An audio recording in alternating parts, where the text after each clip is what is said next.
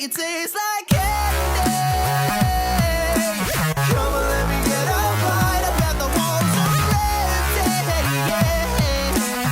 Come on, let me get inside and let me.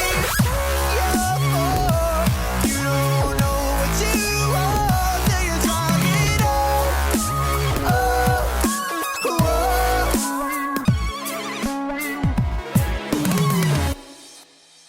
Gente, que delícia, Dia dos Namorados, né?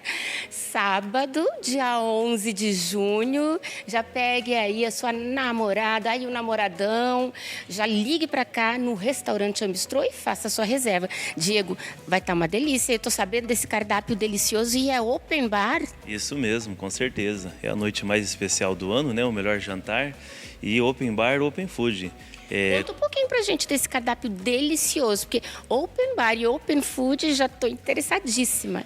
É isso mesmo, terá o cardápio completo, com entrada, massas, risoto e sobremesa também.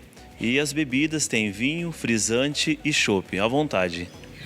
Que Muito. delícia, muito bom. Mas as reservas já estão quase todas completas. O pessoal tem que se antecipar, liga logo, né? Isso mesmo, a procura está bem grande, já está com 50% das mesas reservadas. Pois é, e olha que são 2 horários, hein, gente? Quais são os horários? O primeiro é das 19 às 21 e depois das 21h15 às 23h45.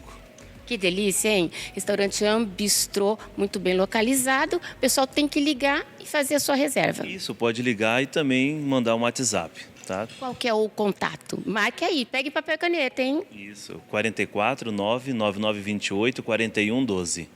Marcaram? Dia dos Namorados, aqui no Ambistrô. Até eu fiquei com vontade de vir aqui, bom demais. Então, né, já convida o seu namorado e vem pra cá. Dia dos Namorados é aqui, Restaurante Ambistrô.